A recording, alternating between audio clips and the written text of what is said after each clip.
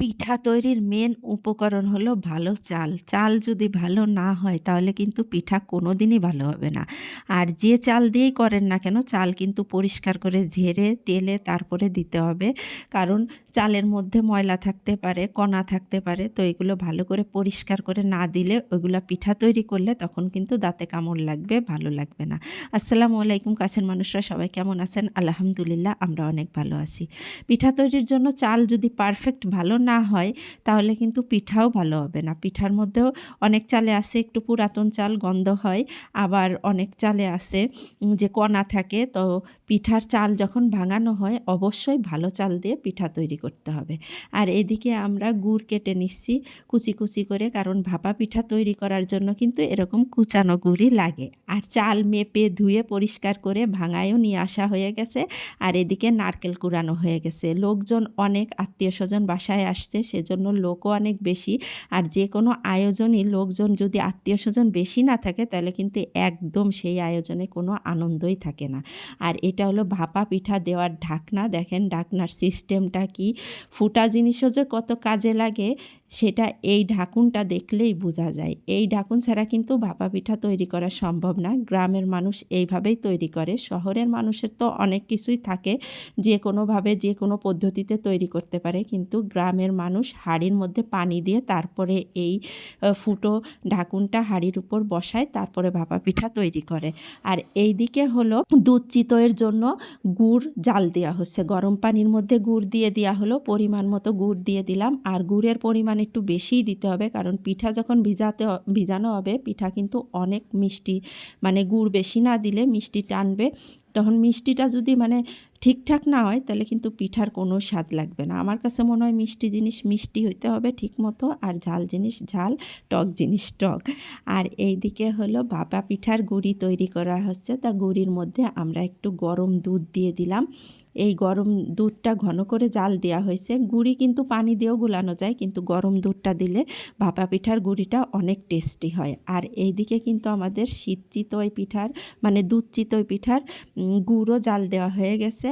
মানে সবাই হাতে হাতে এক এক দিকে কাজ চলছে। আর ভাপা পিঠার মানে গুঁড়িটা মাখানোর পরে এখন আমরা চেলে নিচ্ছি, নাহলে তো ভালো লাগবে না খেতে। অনেকে না চেলেও করে, কিন্তু আমরা চেলে নিই, তাহলে কিন্তু ভাপা পিঠাটা অনেক সফট হয় আর নরম হয়, খাইতে অনেক মজা লাগে। আর এইদিকে গুড় জাল দেওয়া হয়ে গেছে, এবার ছেঁকে নিলাম। যদি কোনো ময়লা টয়লা থাকে তাহলে সেটা আর থাকবে না, ছাঁকনিতে পড়ে যাবে। আর চিতই পিঠা তৈরির জন্য এখন আমরা চিতই পিঠার গোলাটা তৈরি করতেছি। এই গোলার মধ্যে আমরা কুসুম গরম পানি দিছি আর স্বাদ অনুযায়ী লবণ। এখন এটা ভালো করে গুলাই পরপর চিতই পিঠা তৈরি করব আর ওই রসের মধ্যে দিয়ে দিব। আর ভাপা পিঠার গুঁড়িটাও চালা হয়ে গেছে। এই চালা গুঁড়ি দিয়ে আমরা এখন ভাপা পিঠা তৈরি করব। আর ছাঁচটা কিন্তু অবশ্যই আগে চুলায় ভালো করে তাপ দিতে হবে, তারপরে একটু লবণ দিয়ে ভালো করে মুছে নিলে আর একটা পিঠাও আপনার ছাঁচে লাগবে না। এটাই হলো গ্রামের পদ্ধতি। আর এই সব পদ্ধতি ফলো করলে পিঠা কিন্তু অসম্ভব মজার হয়, আর একটা পিঠাও মানে নষ্ট হবে না। সবগুলা পিঠাই সুন্দর মতো ভিজবে আর খাইতে অনেক মজা লাগবে। যেমন মুচমুচে হবে তেমনই, আবার যদি মানে মাংস দিয়ে খাই মুচমুচে হবে, ভর্তা দিয়ে খাইলে আবার আমি যখন গুড়ে ভিজাবো সেটাও নরম তুলতুলে হবে। চিতই পিঠা তৈরির গুলা আমাদের গোলানো হয়ে গেছে। এখন এক এক করে এক চুলায় চিতই পিঠা ভাজা হবে, অন্য চুলায় আবার ভাপা পিঠা হবে। সব কিছু হাতে হাতে তৈরি করে নিলে পিঠা তৈরি করা কিন্তু বড়ই কঠিন কাজ না। শুধু হাতের যশ লাগে আর হলো সব জিনিসপত্রর পরিমাপ যদি ঠিকঠাক হয় তাহলে পিঠা তৈরি করা তেমন একটা কঠিন কাজ না। এই দেখেন আমাদের সব কিছু হাতে হাতে তৈরি করা হয়ে গেছে। আর যারা তৈরি করতেছে তারা কিন্তু খুবই পারদর্শী, সব কিছু একবারে পারফেক্ট। তো এদিকে ভাপা পিঠা এক এক করে দিয়ে দিচ্ছে। আর ভাপা পিঠার চালও রেডি, নারকেল গুড় সব এক জায়গায় নেওয়া হয়েছে, শুধু দেওয়া হবে আর হইলেই এক এক করে খাওয়া হবে। আমি না সবগুলো এক জায়গায় করে আর আপনাদের দেখাইতে পারি নাই, কারণ একটা একটা করে হচ্ছে। আর আমাদের ভাপা পিঠার সাইজটা অনেক বড়, মাশাল্লাহ, দেখলে আপনারা বুঝবেন। আর আমরা যতগুলা মানুষ ছিলাম সবাই এক এক পিস পাইছি, তাও মনে করেন 20 থেকে 25 জন মানুষ হবে, একেবারে কম পিঠাও হয় নাই, মাশাল্লাহ। তো সবাই এক এক পিস, কেউ 2 পিস খায় নাই। তো একটা হওয়ার সাথেই একজনদের দিয়ে দিচ্ছিলাম। আর পিঠা তো গরম গরম, ভাপা পিঠাটা যত মানে গরম থাকবে ততই খেতে মজা লাগবে। যখন ঠান্ডা হয়ে যাবে তখন কিন্তু শক্ত হয়ে যায়, খেতে একদম ভাল লাগে না। এর জন্য একটা হওয়ার সাথেই একজনকে দিয়ে দিচ্ছি, খাওয়া কমপ্লিট, তারপরে আরেকটা হলে আবার আরেকজনরে।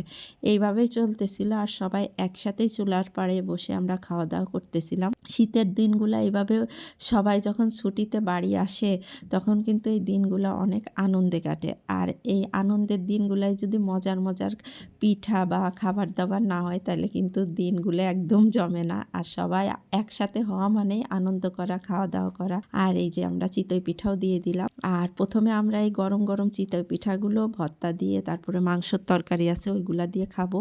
রাত্রে আর কেউ ভাত খাবো না, এই ঝাল চিতইগুলা খাবো।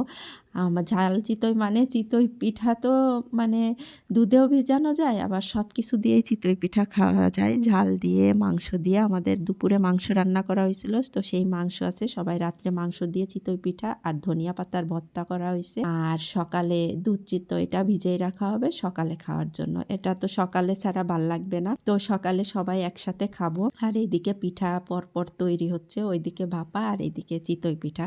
তো আমাদের পিঠার ভিডিওগুলো আপনাদের কেমন লাগলো অবশ্যই কমেন্ট করে জানাবেন। এবার আমরা আবার গোল ছাঁচ নিছি, ওই ছাঁচে একরকম বানাইছি। আর আমাদের কাছে না গোল পিঠাগুলো বেশি মজা লাগে। আপনাদের কাছে কোনটা ভালো লাগে অবশ্যই কমেন্ট করে জানাবেন। যে কোনো জিনিসই আপনি যদি তৈরি করেন আর সেটা যদি মন মতো না হয় তাহলে দেখবেন আপনার মনটাই ভেঙে যাবে।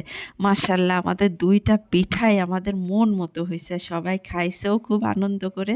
আর পিঠার আয়োজন করলে কিন্তু আসলে অনেক ভাল লাগে, কিন্তু এইসব আয়োজনে যদি লোকজন আত্মীয় স্বজন বেশি না থাকে তাহলে কিন্তু ভাল লাগবে না। একা একা কোনো জিনিস তৈরি করে খেয়েও শান্তি নেই, করেও শান্তি নেই।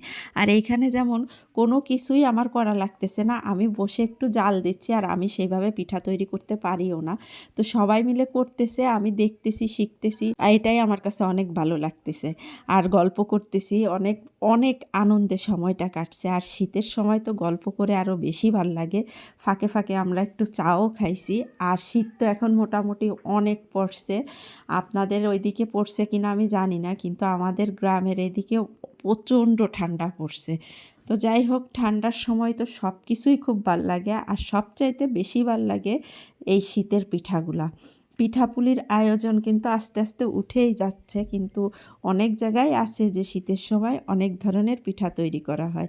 আর শহরে এখন আর পিঠার কোনো অভাব নাই, কারণ শহরে রাস্তায় বেরোলেই এই পিঠা সেই পিঠা সব ধরনের পিঠাই পাওয়া যায়। তো পিঠার ঐতিহ্যটা আমাদের বাঙালিদের মানে আদি ঐতিহ্য যেটা বলে, এটা ধরে রাখা উচিত। আর পিঠাগুলা যদি আমরা তৈরি না করি আমাদের ভবিষ্যৎ প্রজন্ম আস্তে আস্তে সব ভুলে যাবে। কিন্তু এই পিঠাগুলো নিজেদের হাতে তৈরি করে খাওয়া, নিজেদের ঘরের চাল দিয়ে, এটা যে কত আনন্দের, কত মজার, সেটা মানে যারা করেন তারাই অনুভব করতে পারবেন, অন্য কেউ বলে আসলে বোঝানো যাবে না। তো সকালেও আমরা শীতের চিতই পিঠা খেলাম। কেমন হয়েছে আমাদের পিঠা তৈরিগুলা অবশ্যই আপনারা কমেন্ট করে জানাবেন। আর সবাই সুস্থ থাকবেন, ভালো থাকবেন, আমার জন্য অনেক অনেক দোয়া করবেন। আল্লাহ হাফেজ।